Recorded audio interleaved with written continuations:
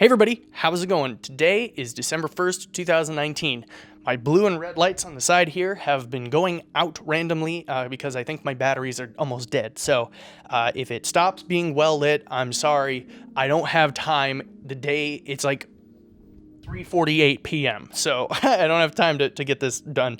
Central time, for those of you who don't live in the central time zone.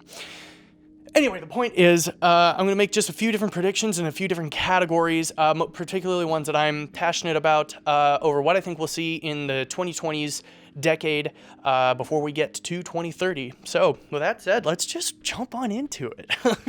Like anyone on the internet's never said that before. Entertainment. I think the streaming wars is going to progress for the next few years. I think Disney will be fine because they own the world. I think they will be able to persist having their own streaming service. Netflix, I think, is just going to become something totally different. I think they're just going to become their own studio, which they kind of have become. The question is, how long is that going to be profitable? So I really don't know how long, but Netflix is certainly going to look different, just like it looked different 10 years ago. 10 years ago, they were primarily still mailing DVDs and streaming was just starting to become a thing. Now we've gone through this entire wave of streaming. Everything became their thing, but now streaming less things is happening because people are taking their own IPs to their own streaming services. So we'll see about that. The streaming wars, though, I don't think are going to last the entire 2020s. I think it's going to be the first half of the 2020s. I really don't see it as a sustainable battle for the consumer and the streaming companies, but I also think something else is going to jump into the mix. I don't know what, but I'm pretty sure something is going to shake that industry up again, which leads me to YouTube. YouTube, I think we're just going to continue to see kind of this cycle. YouTube is so huge that I can't imagine them just shutting it down. But if it is not profitable, I mean, companies have done crazier things before. And it wouldn't really be crazy to just shut it down because it's not profitable. I'm not sure if it's gotten profitable in the past year or so, but I know it's not been probably what they wanted it to become when they purchased it back in like 2005 or 6. So we'll see. I think we're just going to continue to see more of the same things. I don't really see things getting quote unquote better as in like they used to be, but I think things will still be, I mean, I can still just post random videos. It's really more edgy content. But then again, there's the COPPA thing. Who knows? That's still being settled now. That'll be settled in a year tops. There's no way that makes it further than the end of 2020. And by no way, I mean probably, come on, the main light. All right, so the lighting has changed. I'm super sorry about that, but I guess that just means it's time to move on from entertainment and on to gaming, which is a subsect of entertainment. But I think there's a lot to say in the realm of gaming just because a lot's happened. So let's go into Google Stadia. I think the model of cloud gaming will not be ever, I don't think cloud gaming will ever become the mainstream. Just because what you have to deal with is latency, and unless you build a specialized network that people connect to, which I don't see happening, I really don't think you're gonna nail down gaming. I think you might be able to tap into the casual realm of gamers, but even then, it's really, really iffy on whether this is really going to pan out or not. And I think the reason that cloud gaming isn't just going to step in is because virtual reality is becoming a thing, and you will not be able to do virtual reality across the cloud because it's got to be able to react immediately to the person's movements. And so I think game consoles will become powerful enough to run virtual reality. I mean, PSVR has been a thing already for a few years.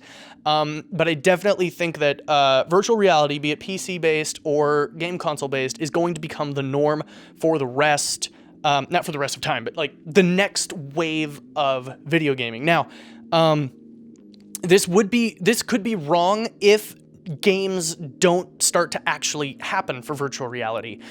Particularly if Half-Life VR, Half-Life Alyx, is successful, I think that's going to launch a massive wave of virtual reality games. I think we've already seen there's a lot of interest in it. I've pre-ordered it. A lot of people have pre-bought Half-Life Alyx. And I think we're going to see a lot of movement forward in the VR space just based on the reception to that game and how well people do or don't like that game. I think that's going to be the most telling thing because it seems like one of the more ambitious VR projects. All of that said, I think VR is going to be the next thing that really needs to be perfected, and I definitely don't see cloud gaming overriding at-home gaming experiences. As far as science and technology, things like solid-state batteries, I think we're going to see a lot of improvements to smartphones on the battery side of things. I really don't see smartphones getting that much different than they are now. Like when you go to the first iPhone and compare it to the next iPhone that came out, and then go to the next one, I think it was the 3GS was like the third one or something, and then you go to the iPhone 4, and then you go to the 4S and the 5. Things were changing a lot, particularly with the camera. Then they added the fingerprint sensor. When they went from the regular screen, the initial screen, to the Retina display, like that was crazy. I don't think we're going to see anything like that anymore. I think we've hit like a plateau with smartphones. I think we're going to see more pushing towards the smart home type stuff, which kind of, I think this privacy thing's going to boil over somehow at some point. There's going to be some incident, kind of like Edward Snowden type deal. I don't know. Someone's going to break the news that they've been saving a whole bunch. I mean, we already kind of know that they've been saving a lot of data. So anyway, that's kind of what I think. That's what I think about the consumer technology market. Like, smartphones aren't going to get that much crazier. I think maybe they'll start to replace laptops for a lot of everyday functions, with plug-in docks maybe. But I definitely think, like, as a software developer, my development machine has to be really powerful, and I don't see phones becoming like a full desktop replacement. But I've already seen phones and iPads replace a lot of people's laptops and things like that. So, that's kind of already happened too. So, I don't think that's a bold prediction to make. I don't see laptops going away, but I do see, for the general consumer, I do see mobile becoming just more, just make more sense for a lot of average consumers and a lot of average business people. As far as space exploration, which I am passionate about, I think, we already have plans to go to the moon in 2024. It's a toss-up whether we hit that or not, so I really don't have a good prediction on whether we're going to make it there by that time.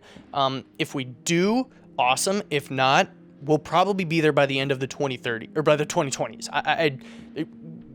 Unless there's a catastrophic change in our mentality, which is always possible, I definitely think the moon is going to be something that happens again in the 2020s.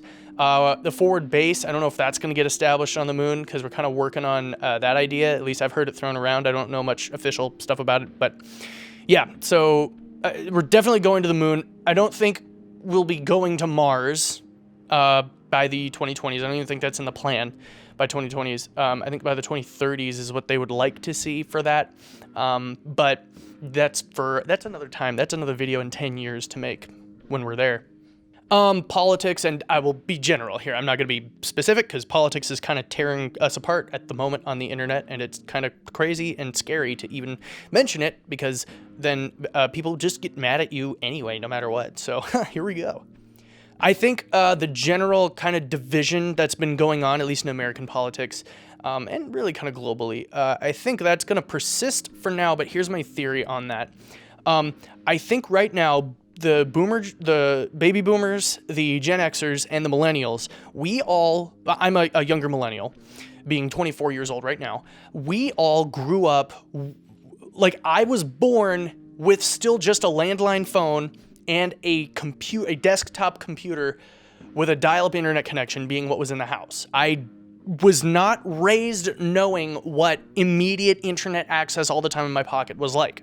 So what I think is going to happen is I think Gen Z is going to be born into that, not know what it's like to not have it, but then be curious about what it's like to not have it. And I think we're going to see a lot more Gen Zers going on like the social media, like quote unquote diet, or whatever you call it, when you remove it from your life for at least a period of time. I think we're going to see a lot more people experimenting with that, and maybe probably finding out that they're happier without it in their lives. I don't think there's going to be a mass exodus of people using technology. That's not what I'm saying at all. But I am saying I think a generation that didn't know what it was like ever to not have all this stuff readily available is going to make it not readily available for themselves, because they will realize they're happier without it. Because, like, we've seen what social media does to teenagers. It's very bad, and it's really, really scary how much of an influence all of that has. I'm hoping that the next few generations will see a lot of change in the culture just around their parenting, because I think parents need to be more involved in their kids' lives. And at least when I was growing up, I saw a lot of kids who didn't have parents that were. I was very, very, very, very, very blessed to have parents that loved me and were involved in my life. So I think we're going to see finally a generation who knows how important that is because they didn't have it, give it to the generation after them. I'm really hoping that Gen Z and millennials are going to pass that on, or rather cut that off, as it may be. So we'll see on that. But to bring that back, I think because less people will be associating themselves with the internet, I think they may end up coming to a generational realization that discussing things on the internet with random strangers isn't really going to get you anywhere. And like, there will always be people who feed off of the conflict and feed off of, trolling and just inflaming anybody on the other side of whatever it is to just to get a kick out of it. I think there will always be those people, especially among kids. But I think we'll see maybe either a plateau or a balance or an equilibrium of that, and it will not feel like it's getting worse and worse and worse like it kind of has been for the latter half, at least. Or not even the latter half. I think it's just the entire 2010s decade. It's felt like it's got, like, the conflict on the internet's gotten worse and worse and worse. I think we'll see either a plateau, equilibrium, or maybe even a backslide of that, which I think would be nice. Those are my basic predictions. This video probably went much longer than I thought it was supposed to go, so I will try to edit this down. Make sure to make your own prediction for the 2020s. And I will see you in the next decade when we go back, hopefully, and watch all these videos if they're still on YouTube. So thank you so much for watching, and I'll see you, once again, as I've already said, in the next decade.